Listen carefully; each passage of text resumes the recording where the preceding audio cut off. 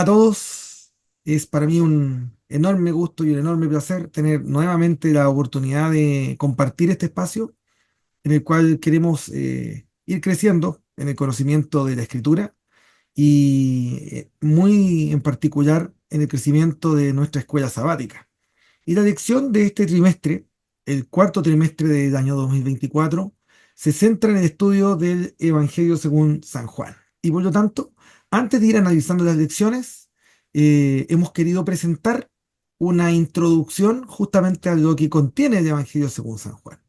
Pero para esta digna y magna tarea, me hago acompañar en este momento de mi hermano y amigo Josué Gajardo. Josué, es un gusto para mí que tengamos esta oportunidad de compartir este espacio. ¿Cómo estás? Hola, hola, bien, gracias. Muy contento de estar aquí. Obviamente siempre es un privilegio poder compartir la palabra del Señor, así que contento de poder estudiar este nuevo folleto que en el fondo se viene buenísimo, de un libro muy interesante, de un evangelio muy interesante y muy teológico por lo demás. Así que muy contento. Fantástico. Venimos saliendo de Marcos, ¿cierto? Y caímos en Juan. Sí. Esto creo que es Sí, insólito en la historia, inédito en la historia de la escuela sabática. No lo recuerdo que haya ocurrido así. sí, sí. Y escritos casi por los mismos autores. Sí, la verdad es que sí. La verdad es que Sí. sí. A ver, ya para irnos de cabeza a las materias propiamente tal. La primera pregunta podrá sonar extraña para los que nos estén escuchando, pero el Evangelio de Juan, ¿quién lo escribió? ¿Qué podemos decir al respecto? Uh, eh, sí, aquí hay que puntualizar algo porque en el fondo los escritos, los evangelios principalmente, son anónimos. De hecho, los primeros escritos de los evangelios no tienen el título. De hecho, uno lee, o sea, en el fondo si saca uno el título de los evangelios, no tenemos idea de quién escribió cada uno de los evangelios. No tenemos idea de quién escribió Mateo, no tenemos idea de quién escribió Marco, Lucas y Juan. Em, de hecho, hay un autor, uno de los padres de la iglesia, que dice que los evangelios canónicos se dan el lujo de ser anónimos. Eh, y uno, a medida que va leyendo, obviamente se va dando cuenta, en el fondo, quién escribieron los evangelios. Y solamente por la tradición me refiero a los primeros cristianos, cada uno de los primeros cristianos escribieron tratados de teología, comentarios, etcétera.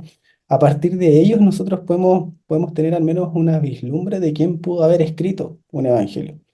Y posteriormente, después, los primeros cristianos empezaron a colocarle el título. De hecho, no fueron los autores originales que le colocaron el título a los evangelios.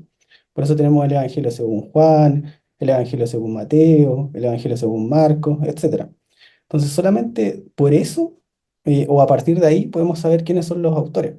Ahora bien, el autor del libro de Juan se identifica como el discípulo amado. Entonces, partiendo por ahí, la tradición dijo que el discípulo amado es Juan, el apóstol Juan.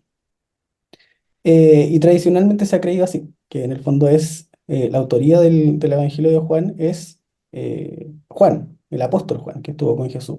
Porque uno cuando va leyendo el Evangelio y de las apariciones donde aparece el discípulo amado, se va dando cuenta que era parte de los 12, era un apóstol. Entonces, y por varias otras razones uno entiende que efectivamente el autor de este evangelio es el apóstol Juan.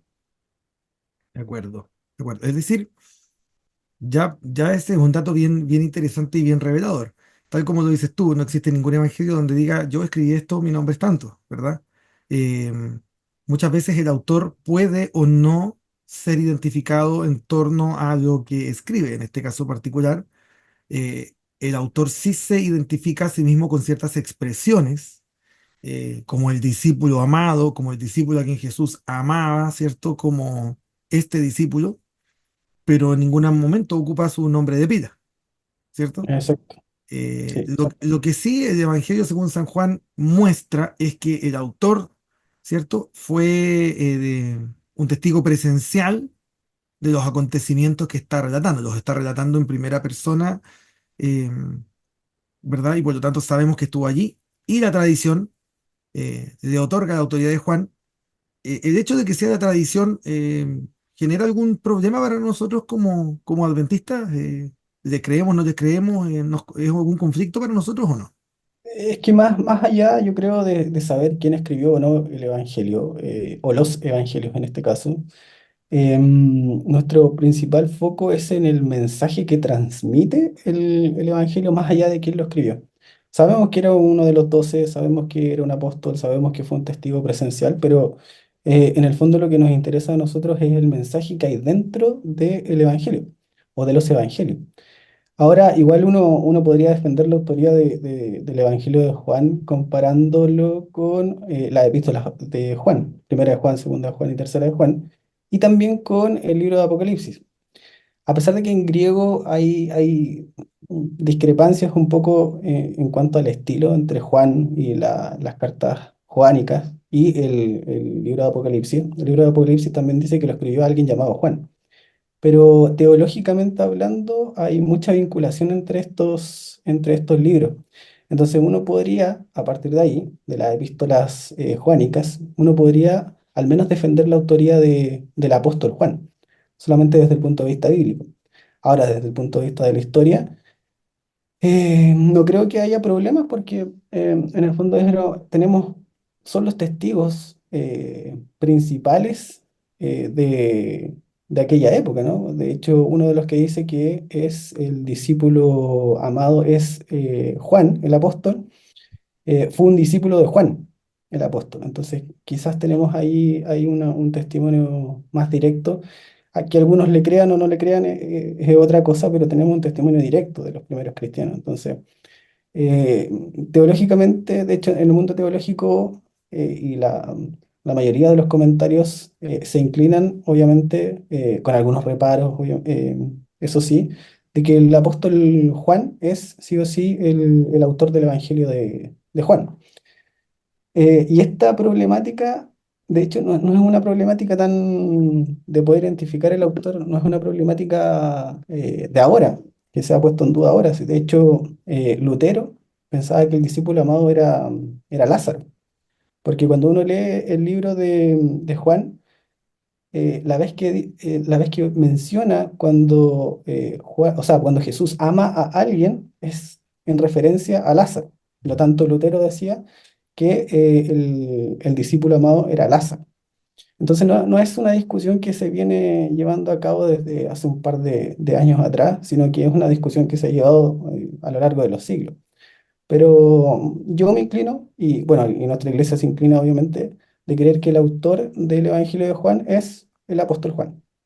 Perfecto, perfecto. Ahora, dijiste algo súper importante que es finalmente que el mensaje es el que tiene la mayor relevancia. Ahora, antes de caer al mensaje propiamente tal, otra consulta, siempre es bueno cuando uno va a analizar un libro de la Biblia, más o menos saber el contexto en el que se escribió y por ahí hablamos de temas de fecha. Y no puedo evitar hacerte esta pregunta. ¿Cuándo fue escrito el Evangelio según San Juan? Uf, eh, tampoco hay un consenso respecto de más o menos cuándo fue la fecha exacta en que se escribió el Evangelio de Juan.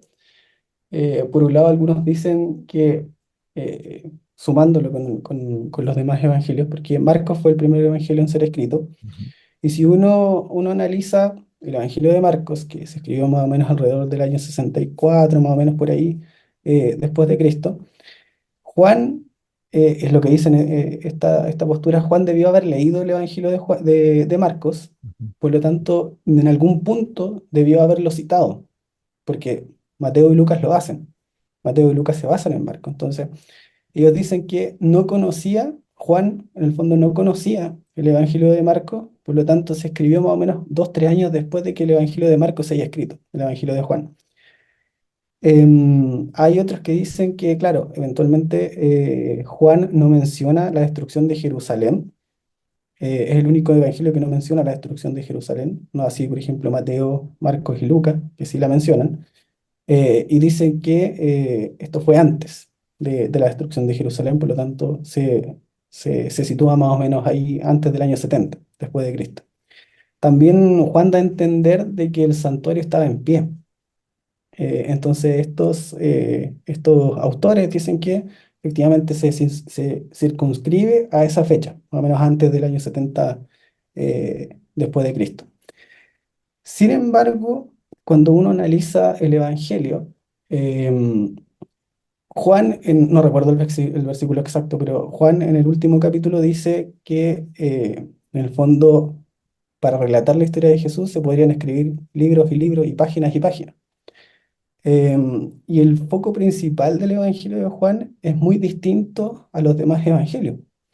Por lo tanto, el tema de que no mencione a la destrucción de Jerusalén, que no haya citado a Marcos, hace que el Evangelio sea aún más auténtico.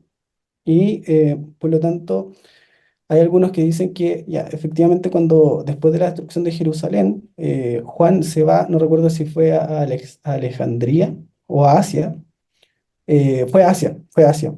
Juan se dirige a Asia y ahí crea una comunidad que se llama la comunidad juánica. Y podríamos hablar mucho de la comunidad juánica, pero en el fondo dicen que él arma como su propia comunidad, ¿cierto? Su propia teología, y por eso está la teología juánica. Y a partir de ahí se fundamenta el Evangelio de Juan y lo fechas más o menos como en el año 90, 94, 80 más o menos por ahí, por esa fecha. Em, pos- en el mundo teológico actual, hasta hace yo diría, un 200 años atrás, se creía que el Evangelio de Juan había sido escrito hasta el 200 después de Cristo. Sin embargo, se descubrió el papiro más antiguo que nosotros tenemos en el Nuevo Testamento, es el papiro 55. El papiro 55 es como del porte de una tarjeta de crédito, más o menos así, chiquitito como una VIP, y es el manuscrito, el papiro, perdón, más antiguo que nosotros tenemos del Nuevo Testamento y es del Evangelio de Juan. Em, y se fecha alrededor del año 200. De hecho, 130, 170 más o menos se fecha ese papiro. Entonces, por lo tanto, la autoría tiene que ser muchos años antes. Porque si llega un papiro en circulación, tiene que ser la copia de la copia de la copia de la copia. Por lo tanto, se cree más o menos que el Evangelio de Juan fue escrito por la fecha que acabamos de mencionar, ¿no? Que es más o menos el 90, 89 por ahí, más o menos. Perfecto. Eso lo situaría no solamente como el Evangelio más tardío en ser escrito, sino que como uno de los libros del Nuevo Testamento más tardíos en ser escritos. Sí, Estamos hablando de un hombre que está poniendo los párrafos finales de la historia del canon, por así decirlo. claro. De acuerdo, de acuerdo. Bueno, mira, mi siguiente consulta ya ha respondido un 53,2% de lo que te iba a preguntar. Y era un poco la distancia que toma el Evangelio según San Juan de sus otros compañeros, los evangelios llamados sinópticos, llámese según Mateo, Marcos y Lucas. Y la pregunta era em, similitudes y diferencias, más que nada el tema de las diferencias, por qué se agrupa distinto. Y aquí podría corresponder esas diferencias. Algo ya has comentado con la respuesta anterior. Claro, aquí, bueno, creo yo que primero hay que entender un poquito lo que son en verdad los evangelios sinópticos. Y tradicionalmente se ha creído que el primer evangelio en ser escrito fue el evangelio de Marcos, según Marcos. Posteriormente le sigue Lucas y le sigue perdón, Mateo. Y ambos se basan en Marcos, y de hecho uno puede hacer un ejercicio bien simple de tomar los tres evangelios y empezar a leerlos en conjunto, y van a ver que Mateo y Lucas cita textualmente a Marcos. Ujú. Y de hecho hay teorías un poquito más liberal hoy en día que dicen que cada evangelio que fue escrito posterior, por ejemplo, Marcos fue el primer evangelio en ser escrito, se cree que después fue Mateo, pero cada uno de estos, dicen estos teólogos, cada uno de los evangelios sucesores corrige al primero. Entonces, por ejemplo, en este caso, como Marcos fue el primero en ser escrito, Mateo corrige en ciertas ocasiones a Marcos. Como viene después Lucas, Lucas corrige en ciertas ocasiones tanto a Marcos como a Lucas. Y finalmente Juan terminaría corrigiendo a los tres. ¿ya? Esto es lo que se cree como en el ala un poquito más, ¿cómo se llama? Más liberal. Ahora, y aún un poquito siendo más liberal incluso, se cree que hay una hipótesis que se llama la hipótesis de las dos fuentes. En el fondo, de que tanto Mateo como Lucas se basan en Marcos como fuente primaria, pero también hay otra fuente en común que se llama la fuente Q, de Key, no sé cómo se pronuncia en alemán, pero se escribe Keye, porque Keye en alemán significa fuente. Entonces, tanto para Mateo como para Lucas existen dos fuentes en común, que es Mateo y esta fuente hipotética en el fondo. Ujú. Y esta fuente hipotética es una fuente escrita, no es una fuente oral. Esto, como digo, es súper hipotético, no tenemos evidencia de eso. De hecho, hay un autor adventista de, ¿cómo se llama la universidad que está en Australia? Ay, la universidad. Avondale, Ah, buen Dios. sí. Un teólogo adventista que escribió incluso para las sociedades bíblicas unidas, pero de la inglesa, no recuerdo bien cómo se llama, la De acuerdo. SBL, SBL. SBL le escribió un libro que fue muy comentado. Este teólogo es MacIver. MacIver escribe de que dice que en el fondo no existe ninguna fuente en común, sino que los evangelios se basan en las tradiciones orales. Y lo evidencia de que en el fondo tanto Mateo, Lucas, se basan en fuentes orales, no en fuentes escritas. Y esto puede ser contrastado incluso, por ejemplo, con la Mishnah. La Mishnah es una recopilación de fuentes orales, de enseñanzas orales. Y de hecho la Mishnah se empieza a escribir en el año 70 después de Cristo, pero contiene creencias que son de la época de Jesús, de los escribas, de los saduceos, que contiene todas esas enseñanzas y esas tradiciones. Después las vierte en lo que se llama la Mishnah y se empieza a escribir en el año 70. O sea, era algo común de que la oralidad, la tradición oral, después se ponía por escrito y sin perder obviamente la rigurosidad de la credibilidad en el fondo. Entendiendo esto, de que en el fondo todos los evangelios, en realidad Marcos, Mateo y Lucas conservan esta tradición oral, pero a la vez se basan en Marcos, que también Marcos conserva la tradición oral. El Evangelio de Juan se distancia un poquito de estos tres evangelios, no como un aspecto de distanciarse desde el testimonio oral escrito, sino que se distancia un poco de la teología, de la función teológica de los otros tres evangelios. Porque Marcos habla de que Jesús es Dios, de que Jesús es el cumplimiento de las profecías mesiánicas. De hecho, creo que si mal no recuerdo, es el único evangelio que cita a Isaías 53. Eh, Mateo, por otro lado, mira a Jesús como el cumplimiento del rey davídico, ¿cierto? Este hijo de David. Y Lucas es un poquito habla de un Jesús un poquito más humano. Pero Juan comienza su evangelio hablando de otra cosa muy distinta a los demás evangelios. De hecho, no relata la natalidad de Jesús, sino que relata que Jesús era Dios. En el principio era el verbo y el verbo era con Dios y el verbo estaba junto a Dios. Entonces, la función teológica de Juan es mucho más profunda, por decirlo de alguna forma, que los otros evangelios. Ok. Bueno, mira, es sumamente interesante la manera, digamos, en que lo estás retratando, porque estamos ante un libro que destaca, que destaca, se desmarca, digamos, de otros. Nosotros tenemos la tendencia, cuando estudiamos la Biblia como un todo, ¿cierto?, a agrupar la Biblia por grupos de libros, ¿cierto? Los judíos tenían su división, ¿cierto?, del Tanaj. Los cristianos también hemos hecho divisiones y agrupamos los evangelios entre sí, pero por lo que estamos viendo, el Evangelio de Juan tiene una distancia importante con los tres, no en el sentido de distancia de divergencia, de presentar un mensaje distinto contrario, sino que un mensaje distinto complementario, pero claramente diferente. Como dices tú, es cosa de tomar, ¿cierto?, cómo comienza Marcos, cómo comienza Mateo, cómo comienza Lucas y cómo comienza Juan. las palabras que se repiten probablemente también sean muy distintas y la presentación de ciertos conceptos también va a ser enormemente relevante. Y en ese sentido, y ya eh, em, metiéndonos en el tema central, em, el tema central del Evangelio de Juan es presentar a Jesús, así como los otros evangelios lo presentan, ¿cierto? Pero desde una perspectiva y de una óptica, nuevamente no quiero decir distinta, pero sí distintiva, ¿cierto? Ujú. Eh, para Juan, Jesús es antes que todo el Hijo de Dios, ¿verdad? Claro, Dios mismo. efectivamente.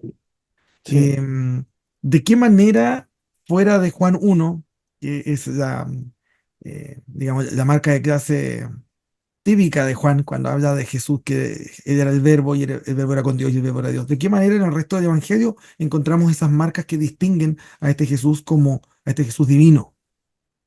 Sí, lo primero que se me viene a la mente son dos cosas. La primera es que el Evangelio de Juan tiene muy presente el concepto del santuario. De hecho, en el mismo capítulo 1 de Juan dice que el Verbo se hizo carne y habitó entre nosotros. Y la palabra habitar es la palabra griega que se usa para el tabernáculo.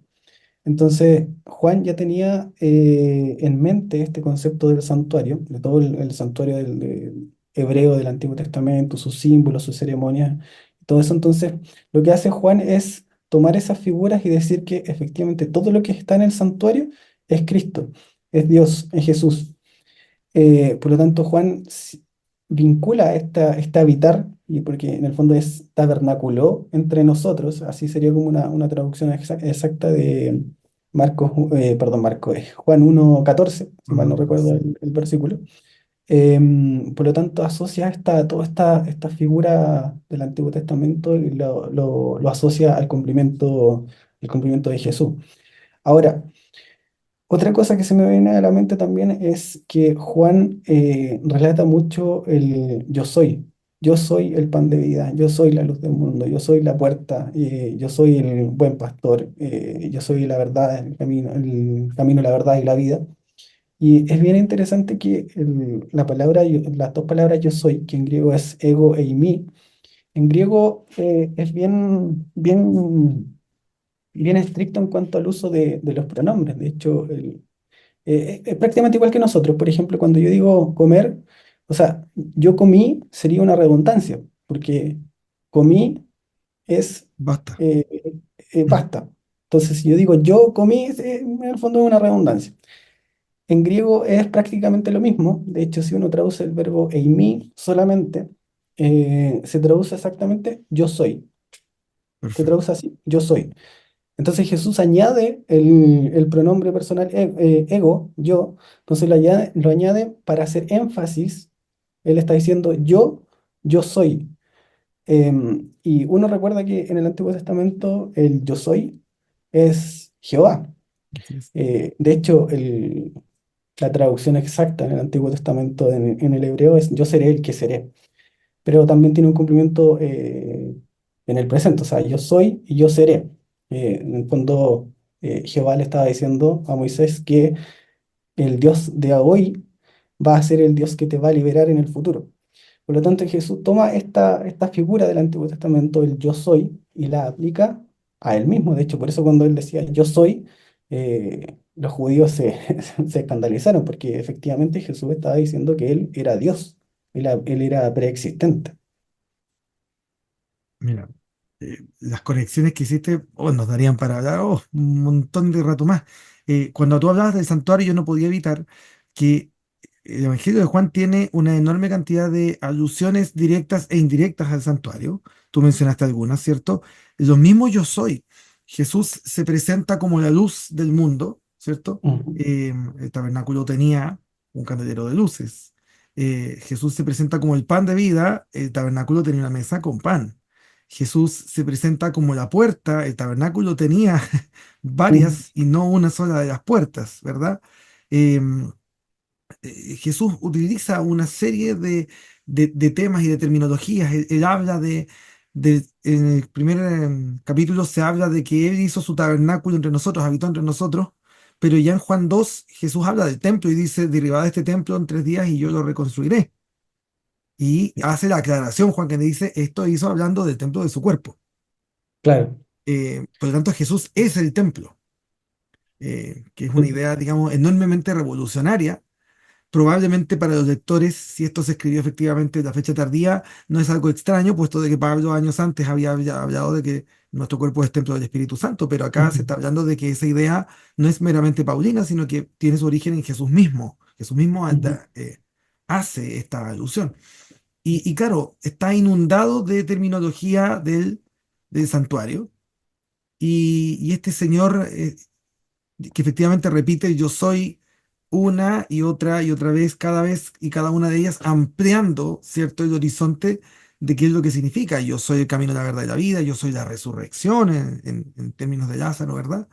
Eh, Todo muy, muy interesante. O sea, el Evangelio de Juan realmente es enormemente profundo, eh, tiene una densidad teológica importante. Por lo tanto, desde ya, la invitación para todos es a dedicar tiempo a analizar, a estudiar y a ir reflexionando y sacando conclusiones, puesto de que efectivamente es muy, muy, muy denso, muy lleno de significado, muy rico. Sí. Em, lo último que te quisiera consultar, Josué, es lo siguiente. Ya hemos visto un poco el tema del autor, la fecha, eh, la relación, la unicidad de este evangelio y el mensaje. ¿Por qué es relevante estudiar Juan ahora? ¿Por qué no estudiar otro libro? ¿Por qué el evangelio de Juan en este año 2024? Sí, antes de responder la pregunta, de hecho, a los que les gustan los números, la frase yo soy, seguida de varias descripciones, aparece 7 veces en el Evangelio. O sea, 7 veces aparecen las alusiones a que Jesús en el fondo es Jehová, es el Dios del Antiguo Testamento. Y otro, antes de pasar a la respuesta, otro dato más de por qué Juan vincula todo con el santuario, las ceremonias con el santuario. De hecho, es el único evangelio que asocia la muerte pascual en el día 14, ¿verdad? Con la muerte de Cristo.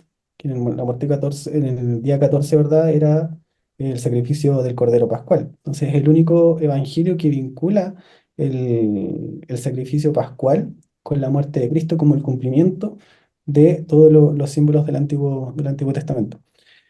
Habiendo dicho eso, creo yo que en estudiar en el Evangelio de Juan creo que es fundamental. Si bien es cierto, obviamente tenemos que estudiar todos los 4 evangelios, pero creo que es fundamental para poder entender el rol de Jesús como un ser preexistente y eso puede traer consecuencias tremendas para mi vida, porque si yo creo que Jesús es solamente el Mesías que vino a morir y ya, el Evangelio de Juan pone de manifiesto que Jesús vino no solamente a morir, sino que él dice que va a volver por segunda vez, porque él dice, eh, no recuerdo el capítulo, pero cuando dice a donde yo voy, quiero que estén ustedes, ¿cierto? Entonces, y si me voy, voy a volver otra vez. Entonces él en el mismo evangelio promete su segunda venida. Si bien no como aparece en Marcos 13, Mateo 24 y Lucas 21, si bien no lo hace de esa forma, pero sí lo hace de una manera mucho más profunda porque da a demostrar de que hay mansiones en el cielo y de que Jesús va a volver por segunda vez a buscarnos a nosotros. Entonces creo yo que es muy fundamental hoy día estudiar el Evangelio de Juan.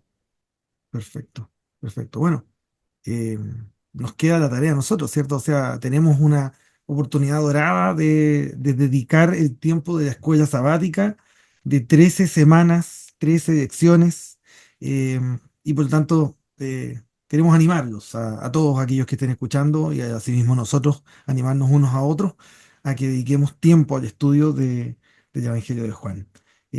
Josué, no me queda más que agradecerte por tu tiempo. Espero que tengamos la oportunidad de seguir compartiendo material sobre la Biblia, sobre la escuela sabática, sobre evangelios, otros libros. Y antes de culminar, te quisiera pedir justamente a ti si es posible que tuvieras a bien una oración para que Dios bendiga a todos los ávidos lectores del Evangelio de Juan que puedan originarse eh, durante este periodo. Si es que alguien en algo podemos interesar a alguien, gloria a Dios por ello. Y si pudieras completar esta oración, por favor. Ok, oremos entonces. Padre nuestro, tú que estás en el cielo, santificado y glorificado sea su santísimo nombre, Señor. Te queremos pedir que en este nuevo inicio de trimestre, Señor, con un nuevo folleto, tú puedas ayudarnos a comprenderlo mejor, Señor, a que tú nos puedas enseñar todo lo que aparece en tu palabra, Señor, y sobre todo todo lo que aparece en el Evangelio de Juan, que tú puedas abrir nuestros corazones, Señor, nuestras mentes, para que podamos entenderte aún mucho mejor, Señor, y que en este proceso que nos queda para esperar tu segunda venida, Señor, podamos estar mucho más cerca al lado tuyo. Señor, ayúdanos a seguir estudiando, ayúdanos a fortalecer nuestra fe. Quédate junto a nosotros, junto a cada una de las familias que nos están escuchando. En el nombre de tu amado Hijo Jesús. Amén. Amén. Bueno, Josué, una vez más, muchas gracias, que Dios te bendiga y que podamos seguir compartiendo el estudio de la palabra. Ok, muchas gracias. Gracias a ti también.